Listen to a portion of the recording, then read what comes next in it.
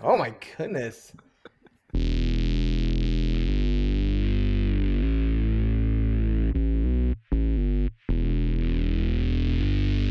Welcome to the spooky screen. You are joining us for a terrifyingly terrible night where we review Terrifier 2, arguably the most upsetting horror movie ever made. Is that fair, guys? I'd That's say it's up that's the there. claim. That's the claim to fame, right? That's the claim. Yeah, it's That's just why we're yeah. watching it. It's up there. As you can see, a couple of our hosts, Noah and David, have done something to themselves. I'll let them explain. Full disclosure, I am the impartial host today. I have not watched this movie. I will remain unbiased, excuse I'm me. about to say. Heavily That is a unbiased. guarantee. I think that's pretty true. I guarantee I will be biased with no proof of anything. I did not watch this though. So the other four hosts have. I want to introduce my hosts. Noah, why don't you introduce yourself in your ridiculous look? Do you think Nike would be happy that you're wearing their shirt? Listen, I mean, they sell it, so they gave you a license to wear it. listen, Nike. Nike the clown. I had no other shirt Yeah, no other shirt. that I was willing to get. He's dirty. apologizing. Welcome, Noah. Welcome. Damn I'm right not you should. really. I'm not apologizing. Yeah. but Just I do mean, it. you're Just welcome do for it. you're welcome for the exposure. I Just don't do know. it. Just do it. Okay, Dave. Hey, Okay. what do you want me to? I explain just my wanted to say hi. So Oh, that's okay. Steven. Weird. And Nick. What's up? I am the layman of the group, right? No, you're just here lazy. I'm here for a good time.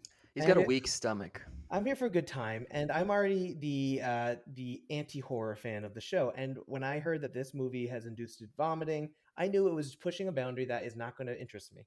I don't have an interest or time to watch movies that are so sensationalized. I have four other good friends who can tell me all about it, and that's what we're here doing today. So I'm going to give a synopsis, and then we're going to get into our first segment. But really quick, before we do, why don't you go and like this video, subscribe to our channel, comment below, tell us what you think of the video, if you liked it, if you disliked it, if you agree, disagree, share it with your mother, share it with your sister, share it with your grandma, share it with your dad, share it with everybody you love. And then go to Instagram and TikTok and Twitter and also follow us there. We're really desperate. Really. Anyway, so let's get into our synopsis before we get in here. So Terrifier 2. It is a movie that is created by Dark Age Cinema, the really well-known movie production studio, directed by also Damien Leone. Is I said that right, guys? You know? Yeah. Sure. Is it Damien Sergio Leone? Leone, Damien Sierra Leone. Leone. So he is, very famous director, known for his touching works of gory guts being ripped out. This came out October 6th, 2022 of this year. And so it is about what resurrected by a sinister entity, Art of the Clown, returns to Miles County to terrorize a teenage girl and her younger brother on Halloween night. We're going to each, well, not me, but our four co-hosts who have watched this movie are going to write on their little itty-bitty whiteboard. Pay is the first option. If you love this movie so much, you would pay to see it in theaters. I don't think... I'm interested to see which one of us does pay. Stream. Wait for it to come out on Netflix, because clearly Netflix is going to pick this one up. It's a really great Netflix film. And third, skip it. Okay? Skip it like me. You know where I stand. I don't even need to see it to skip this bad boy. Okay, guys, I'm ready to get terrified. What did we go? Pay, streamer, skip. 1, 2, 3. Skip if you a wuss. Pay if you dare. Skip. And hey. Okay, so we got a pay, a skip, and then an undecided Steven. Yeah, very, very undecided over here. Okay, so and you obviously have a completely unbiased skip for me, because I already actually skipped this, which I can't really speak to. So I'm going to abstain from actually commenting on the quality of this video. I will help facilitate. Starting now? Shouldn't you have started 10 minutes ago? I had to get my piece in. I have to gaslight a little bit because it's part of who I am as a human. Gaslight is good because it lights up other people. It's like giving light to others. All right, let's move on. So you should be a gaslighter too. All right, David, you go. And give a little whimsy to it, like a little chuckle. Thank you. I'm going to choose to skip Terrifier 2 because going into this movie, I was a little bit excited because there's a lot of hype around it. And it's a lot of gore, and there's like some rumors of people passing out and throwing up in the cinema watching it. And I'm like, oh, cool. Like, it's spectacle. I'm all for that. I'm a kid of the 90s where like ultra-violent movies and video games were like part of like my media growing up. It's what like we, consumed for fun. But ultimately, it was a skip because my big red flag when I'm watching a movie is when I start to check the runtime. And I started to check the runtime around 30, 40 minutes into this because to me, yes, it was gory, very ultra violent, didn't make me throw up. But to me, after a while, it just kind of, plot aside, it felt like set piece connected to set piece or like kill connected to kill, where after a while we were just watching killing after killing. We're like, we weren't watching a movie, we were just excuse me, we were just watching how gross and how violent like the spectacle could get. And that can be entertaining to a point, but after a while it kind of loses the shock for me just because it's like, okay, how gross can this kill be? The character, I will say, the character of Art the Clown is excellently designed. I mean, he's so like the look is so iconic, and that's so hard to do, to like develop a unique and special character. And I think Damien Leone did that when they developed the look of Art the Clown, and you could definitely see the actor like loved playing Art the Clown. You just see it in how he portrayed the role. Um, but ultimately, the story wasn't really there for me, and after a while, I just kind of got bored. All right, so that's a good skip. Nick, why don't you give us the other skip? Because I really want to hear about the pay. I'm eager to hear. So I want to hear the skips. So I agree with what a lot of David said. There's just no story. You're just watching kill from kill to kill. I think this movie asks way too much of its viewer by being 2.5 hours long of nothing but straight snuff. Um, and to me, it's more akin to a Rob Zombie film, and I don't say that with any kind of praise.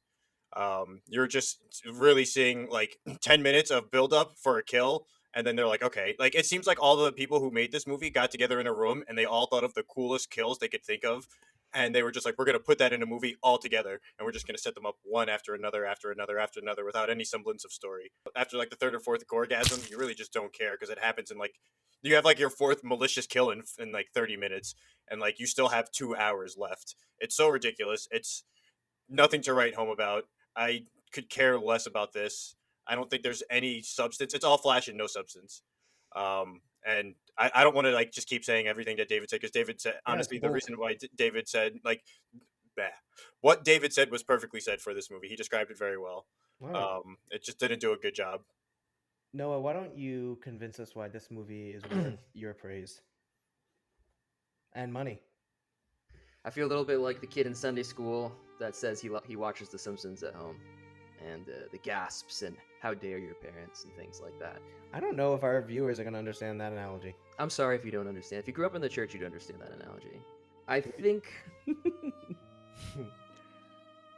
think it's easy to discount this movie as what David and Nick said, but I don't think it is.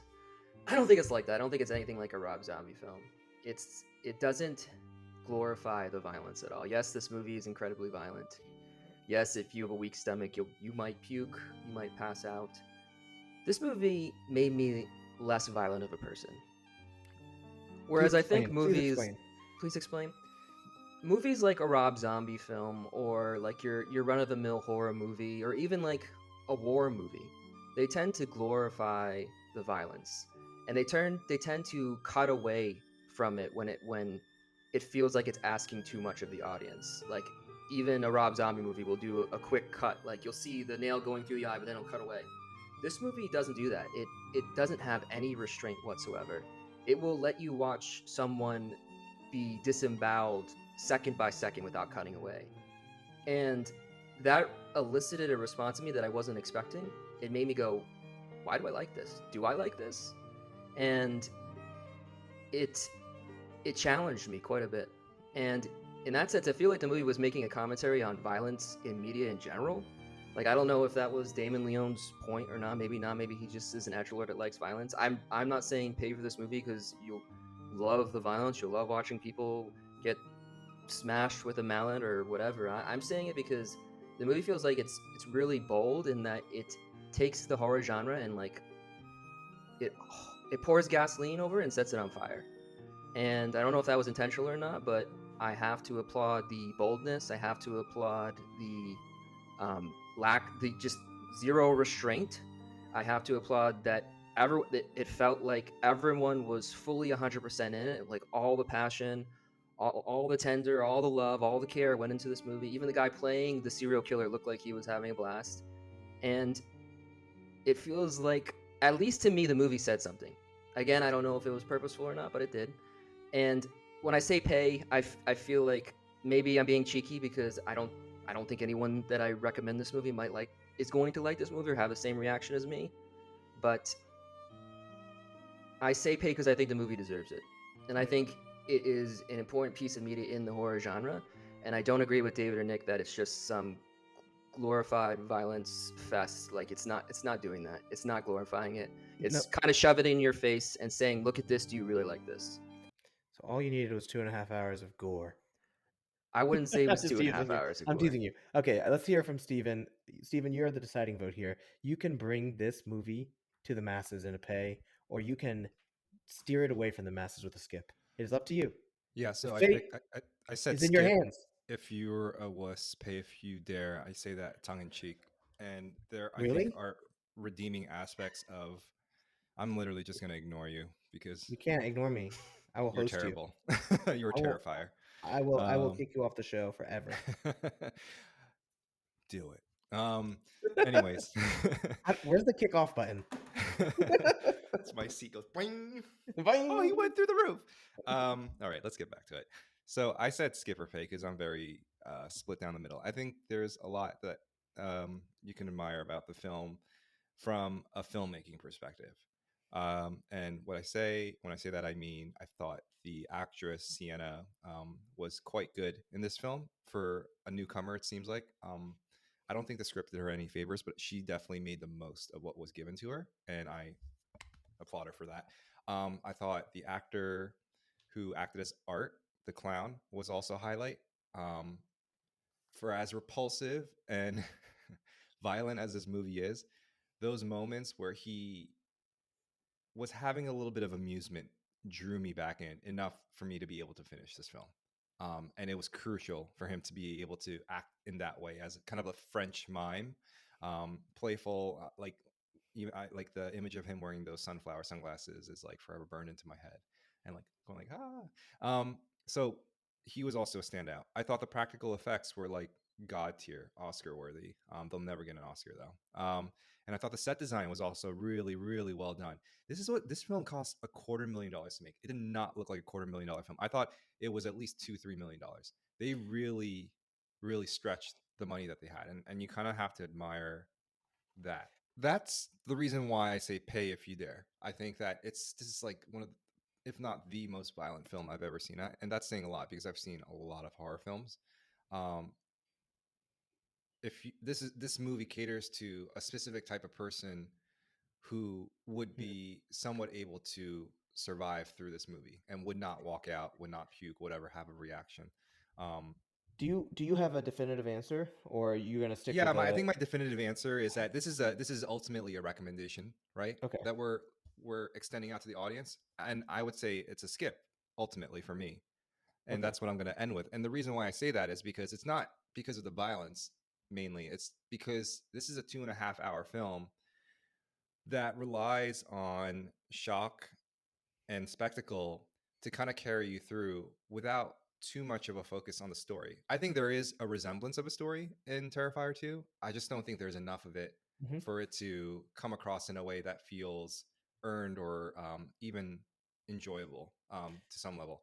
And I say that because, and I think about films like X and Texas Chainsaw Massacre and Saw, and these are crazy bloody type films, but they had really good stories that were like, that was its backbone, and it really carried you through from start to finish and fixated your focus and your energy. I don't think Terrifier 2 has that, and I think it really does rely on the shock value of its practical effects and violence and gore to draw you in and keep you watching. Thank you, and Steven. I think in that way it has some sort of overlap to even the movie Nope, where we just can't look away at spectacle, which I thought was quite deep. But for me, what it really comes down to is that this is a recommendation that we have to give to the audience, but I don't know like if this is a movie that would hit a chord with a wide range of Yeah, people. This is a very niche, very ultra understood. bloody type film that only like select few can kind of really enjoy, and for that reason, it's a skip. So So we got 3 skips and a pay. My guess is for most people, this would be a hard watch. Shock and awe, baby. Well, I think that was, that was one of the heavier episodes, but I think that movie calls for it. And so I want to thank you each for your review. Noah, for taking a brave stand to represent Art the Clown. And for our skippers, thank you for representing the masses. Yep. And I want to thank our unbiased host, me, for being just Not generally unbiased at awesome all. and totally not biased at all through not watching this film. Now you have So to watch it. I will not be watching it.